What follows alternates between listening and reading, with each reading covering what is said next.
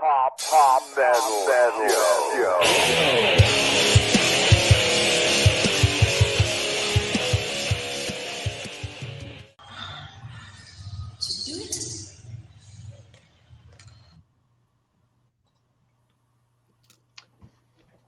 Welcome to Hops Metal Show Live. We're going to be talking about Queensryche Operation Mindcrime this evening. Chris, Hop, Mike, say hello.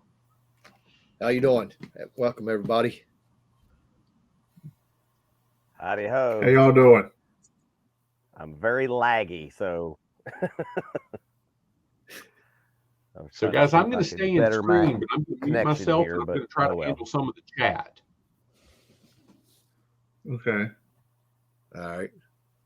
How do you want to start this out? You just want to say, all right, I guess we'll just say everybody introduce how they come onto this album or what they remember out this album. I remember it as being, a really great album. And like I was telling them, it's always been one of my favorite Queensryche albums. But when I was taking notes for this show and going back and reviewing it, it has vastly become one of the best metal albums of all time. I mean, I'd put it one of the best, definitely one of the best concept albums ever made. So it's definitely ranks high on in my collection. Oh, yeah. So you want to go, Mike? I'll go next. Yeah, sure. Go ahead.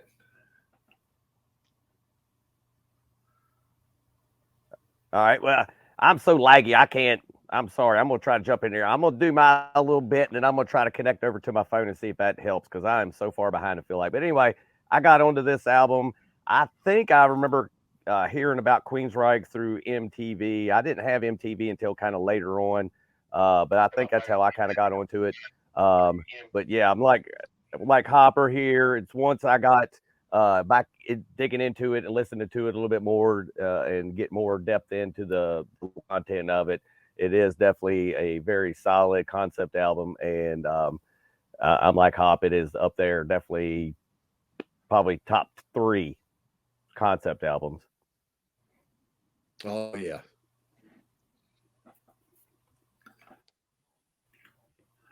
I got into this album in 88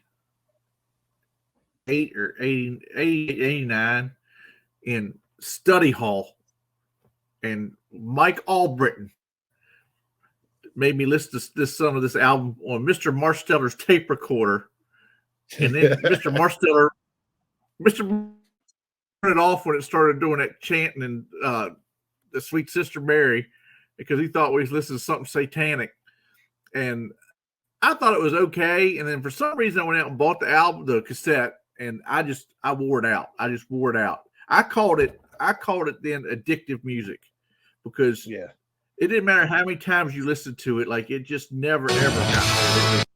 It was incredible.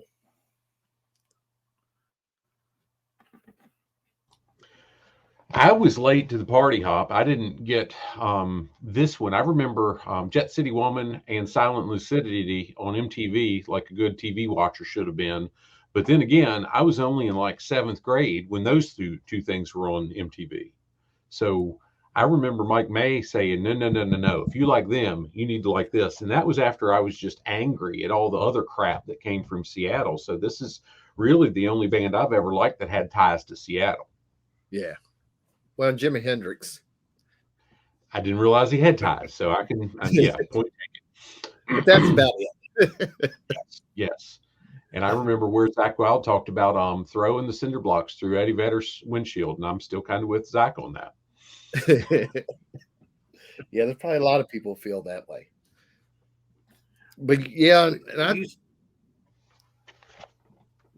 now, do you have the video and everything, Mike, or do you have just do you have Mindcrime or just the CD?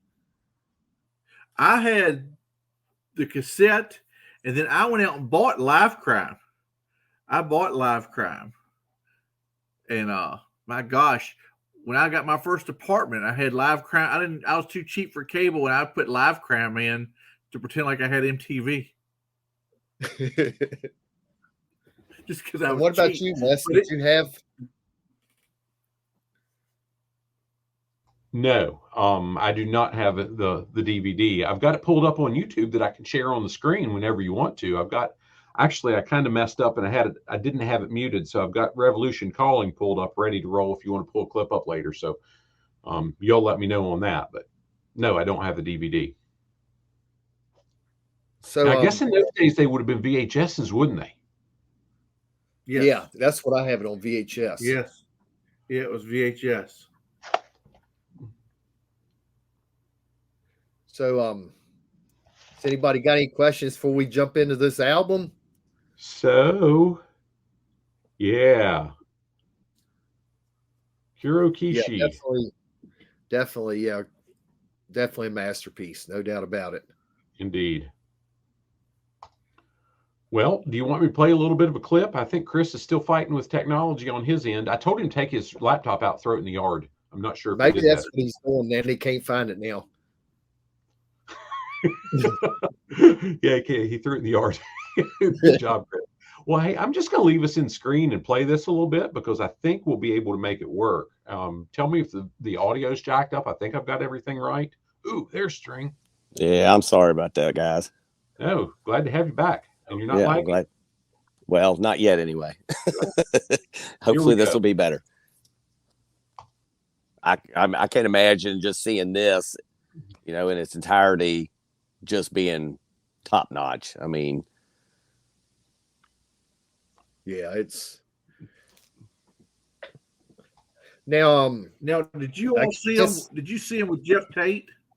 yes. Yeah, we saw it. I Oh, think it was the whole lineup we saw. The Okay. original. I don't even remember what tour that was. I just remember they Here- sounded freaking I think it was phenomenal. Here It In The Now. All right, yeah. And yeah, there wasn't a lot of people at the show we went to. No, because weren't they the opening act? No, I don't think they. I think they were the main act. It just wasn't a lot of people there.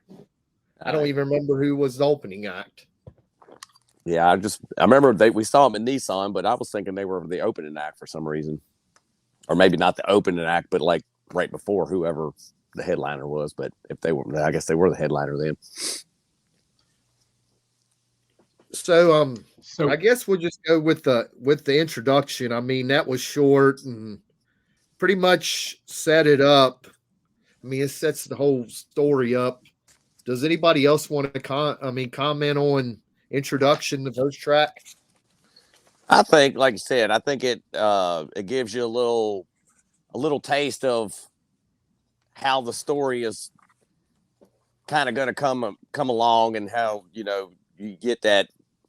It kind of, I like how it ends too, because it ends and flows like if you put it on repeat, like it would flow back into it, and it makes sense. But yeah, it definitely opens it up and gives you a good little taste of how the story's going to go.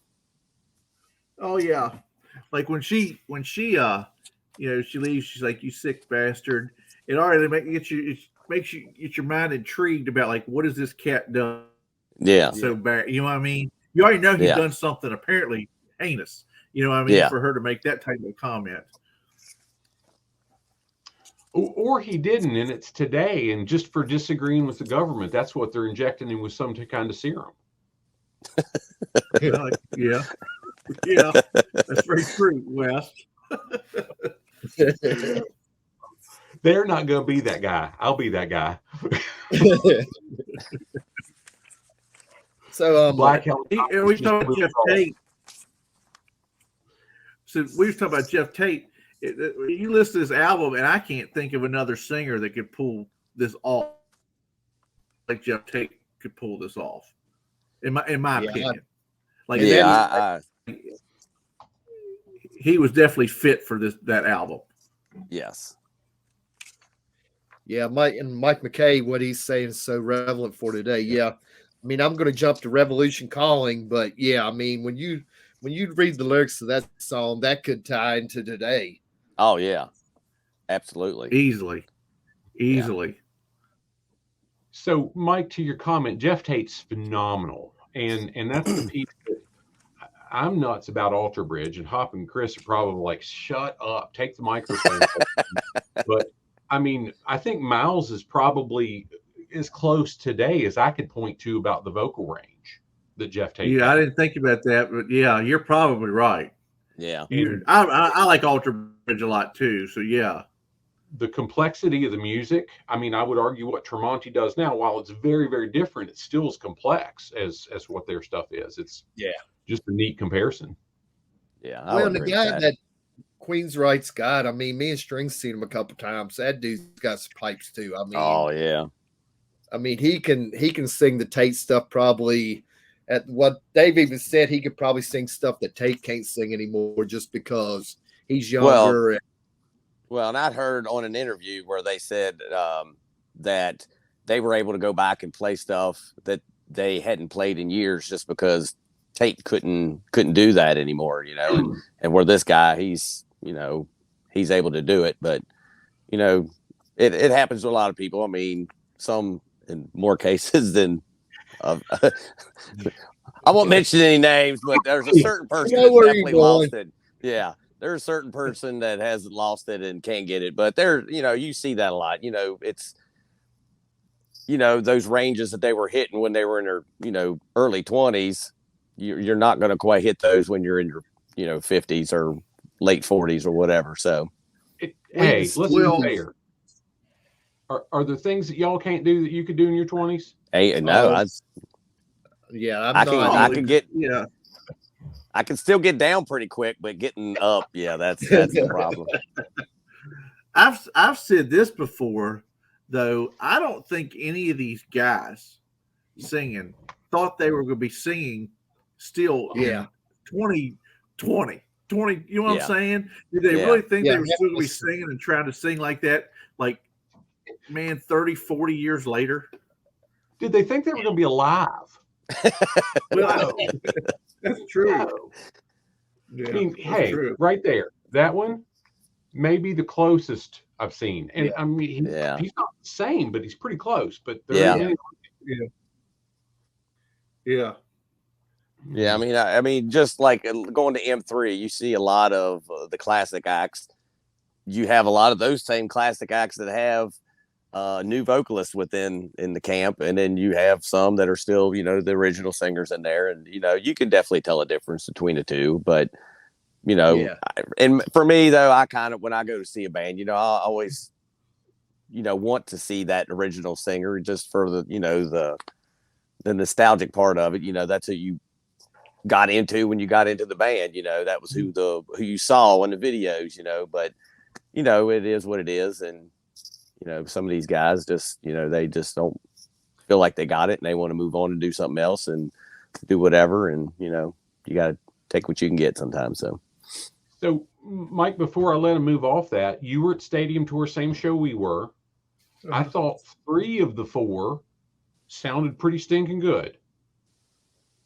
Well, I only saw 3 of the 4 because getting into National Stadium is a bitch. Just throw that out there.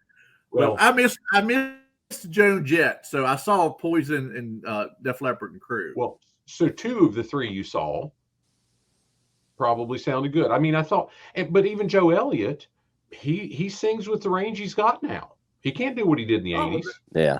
Yeah, their sound, Def Leppard's sound was good. Like, it was good. I thought they all sounded good. I mean, I didn't think it was. I've heard worse. I've heard Vince sound better. And Brett always sounds good. So every time I've ever seen him, he always sounded good. So, but anyway. Yep. Back to you, Hop. I'll stop bashing Vince. Take easy. But no, I guess we'll go with. I forgot to explain some stuff. Like, we'll go back and do this. But this album was released May 3rd, 1988. It was recorded, part of it looks like it was recorded in Pennsylvania, and the second part in Canada, and was produced by Peter Collins, which I don't even know who Peter Collins is. But the story follows Nicky, a drug addict who's become delusioned and corrupts society of his time, and reluctantly becomes involved with the revolutionary group of assassins of the political leaders. So that's basically what the story's about. And then I guess they get into more detail. But like I said, that's something that could happen this day and time. Oh yeah. Well, going back to Revolution Calling, in the second verse here, it goes, got no love for politicians or that crazy scene in DC. I mean, that's definitely, it's just a power mad town, and you look at what's going on now. That fits. Yeah. Who do The you time's trust ripe for over changes. Yeah. Yeah. But Yeah. I mean, does anybody out there, got anything to say about, I guess, Revolution Calling, or is that what song we're on? Yeah, I think so. Anarchy Yeah. X was actually the second track, but it's that little instrumental thing that goes into Revolution. So, but yeah, I mean, it's like we said. I mean, it's definitely very fitting for today's time and age. But yeah, it kind of gives you a good understanding of what's charging Nicky up, and getting into his head and kind of creating that scene to further along the story there. Well, in Revolution Calling too, that's where I was saying in Revolution Calling, that's where Dr. X is introduced. Yes. Yeah. Which like string, it starts setting the storyline up. You know what I mean? Yeah. Yeah. And it looks like, I don't know. I mean, I was going down through this, and what I read in the Wikipedia, so that's the gospel for internet information. But I guess it was introduced. Tate introduced the idea to the band, and I don't think they was so sold on it at first. But then he convinced. Once he got one of the members on board, it was like it went. Yeah, once he got the Garmo, wasn't it? Yeah. Yeah. That he knew once he got him on board, he figured that it was they was going to be good to go, that it was going to be completed and the band was going to put everything into it. Which I'm glad they did, because this would have been an awful idea to just have left out there. Yeah, just thinking, if they wouldn't have agreed to this, we may never got this masterpiece. Yeah, I can't even imagine. Well, and think how much of a ripple effect on Queensryche's whole history without this act. Yeah. I mean, it's huge. Absolutely. So I had to say this, guys. It sounds just like every other band out of Seattle with that solo, doesn't it? Yeah. This song's got a pretty good bass line in it too. I love that. Yeah, that groove that this song has in it. The musicianship. I mean, I know when I watched this last night live, I hadn't seen it for a long time, and it was just unreal. It's how good of a live sound it was. Hopefully, it wasn't like Kiss live where they doctored everything up. Well, I'm sure I'm sure it got doctored a little bit, but not near as much as a lot of the other stuff that came out during then. But yeah, on the story, as far as the storyline goes, go ahead. No, I was just saying, when you watch that, look how passionate Jeff Tate is when he was singing. Mm-hmm. You know what I'm saying? He's just not there just singing. I mean, like, he is like, that dude is into it, man. Yeah. Well, you think about it, this was his baby. This is his concept. I know they worked on it as a band, but the initial part of it was all him. And this was something that he had in his head that he wanted to come out, and for the world to see it. And, this is his baby, and he's going to present it with everything he's got. Yeah, you're right. I never Wouldn't that have been a heck of a show? I was going to say, wouldn't that have been a heck of a show to be at? Oh, yeah. Yeah, definitely. I know, because I just know what me and String experienced with the original lineup, and we saw them, kind of on the down. I can't even imagine them at their peak, because it was one of the best sounding shows I've ever heard. Live down.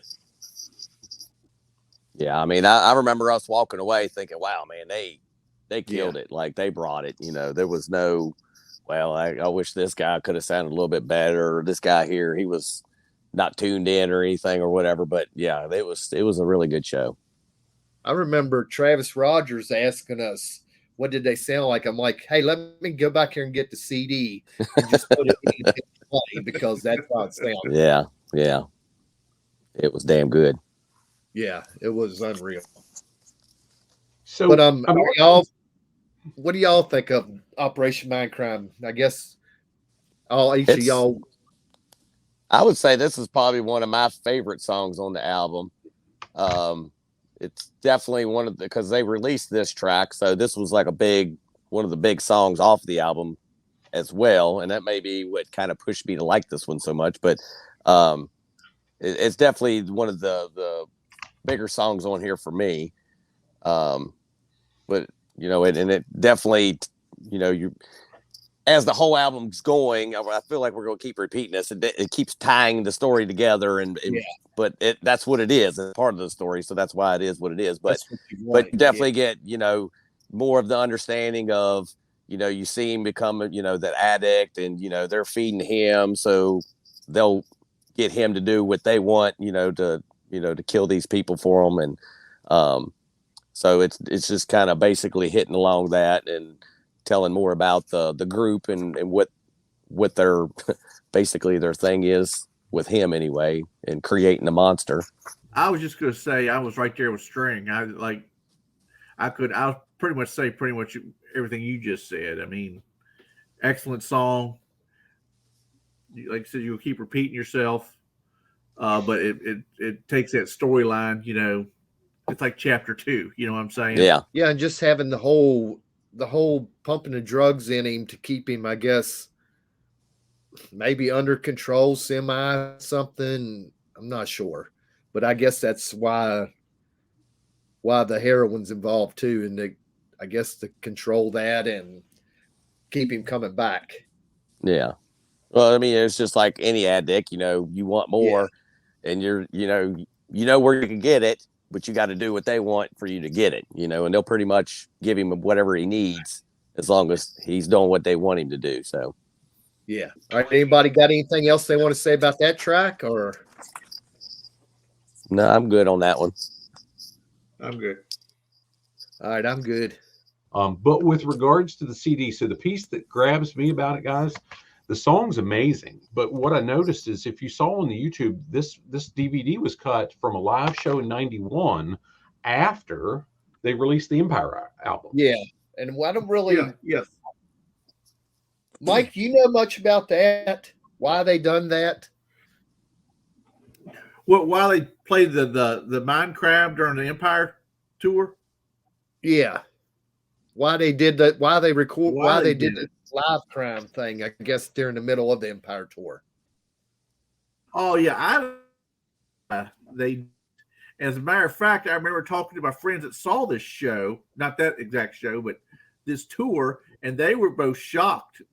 When they told me, they're like, "Man, the entire Mindcrime album, like in the middle of the show," and they were just blown away by it. But you think about it, you know, they weren't that super popular band until Silent Lucidity. Yeah. Yeah. That's Exactly. true. And then that's what really made people open their eyes to some Queensryche. So if they wouldn't have ever had Silent Lucidity, they would have been popular. But this Mindcrime without that Empire album and Silent Lucidity, because that's Silent Lucidity is what made it for them. But that is not definitely. Mindcrime is their masterpiece in my opinion. Yeah. Silent Lucidity doesn't hold a candle to Mindcrime. No. That's just me. That is a very good album, though. Empire was a very solid album. It had a lot of good stuff on it. But yeah, this song for song, and you know, for the concept reason of, you know, this definitely is way above. And maybe to answer your question, maybe they decided to do this because they had such a fan base with that Silent Lucidity and Empire, that they wanted to introduce them to, hey, we're just not this Empire album. You know what I mean? We are so there's a lot more to Queensryche than the video y'all saw 8,000 of Silent Lucidity on MTV. Yeah. And you're probably right. That probably is a good explanation, because I never did really look at it that way. But yeah, I mean, Silent City did. It took them to a whole new level of fans that didn't even know who Queensryche was. Wouldn't even give them time of day. Right. Now, I was a fan before that album just because of what I told you at the beginning of the show. Once I popped in Mindcrime with my own cassette, and I just wore that thing out. I went through a couple of them, I think. I just wore it out. Yeah. That wasn't hard to do back in the day. Cassettes, they got abused a lot more. But I don't know, because when I saw they didn't open, I think like Eugene and some of my friends saw them open for Metallica. Now I saw the Cult with Metallica, but I know they did some with Metallica, so they were still doing some opening shows. So I guess around this time they must have headlined and all that stuff. Yeah, I would think that they were. Yeah, this was a headlining tour. So did I understand right, Mike, that you said your friend that saw them, it was on the Empire tour, they're playing Empire stuff, but just boom, in the middle, they're dropping Operation Live. Yes. Yeah, I had two friends of mine that told me the next day they saw them up at the Patriot Center up there in Northern Virginia. Do they still do shows at the Patriot Center? No, because I asked. That's where I was talking about that to that lady at that bandmate show string, and she said she never even heard of the place. Yeah, they definitely must not do anything. Well, that was USA Arena I was talking about, though. Oh yeah, they saw him at the. I'm almost positive the Patriot Center, and I talked to both of them the very next day. I asked them how the show was, and both of them were like, "Man, they threw all Operation Mindcrime like right in the show, and they said it was amazing." And as you play in the video, I don't know if you play the part Wes where he dives in and it looks like the glass is shattered and he comes through there at the end of that video. And because I remember them telling me all about that, and they were, that was top notch technology. They didn't have all the stuff they can have on stage now. But I don't know why I remember that, but I remember them guys telling me all about the show and how amazing it was. And then I was angry at myself because I didn't go. I forget why I didn't go. I don't know why. I think I couldn't go or something, but anyway, that was back in the day too, where you didn't just pull up your phone and get tickets on a whim. Yeah. It was a lot harder to go to a show back then. Yeah, you actually had to call the number and wait. And hope you got a ticket. Yeah. Which song was that, Mike? What's that? Where he at the very end, it was at the very end at Eyes of a Stranger. Jeff Tate runs to it looks like he dives, and then the glass shatters. It looks like he dives through this glass. And I remember them telling me about it. And I remember seeing it on Live Crime. As I'm looking through it, I don't even see where that's a separate track of Eyes of a Stranger. But yeah, it was like part of the stage show. They were telling me about it. And I don't know why it sticks out, but I remember it. But anyway, that's neither here nor there. So I guess we got the next track, which is track 5, which is Speak. You want to sample that a little bit, Wes? And yep, give me just a second to get through the ads and whatnot, and mute myself.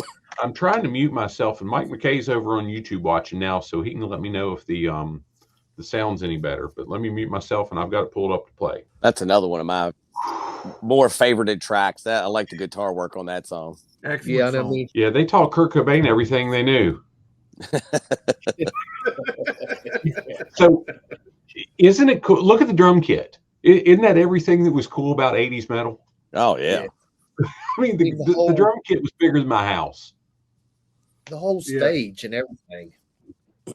But, I mean, that just goes with the rest of the album. That song is talking about, I guess, why he has the mission, and that is for the people.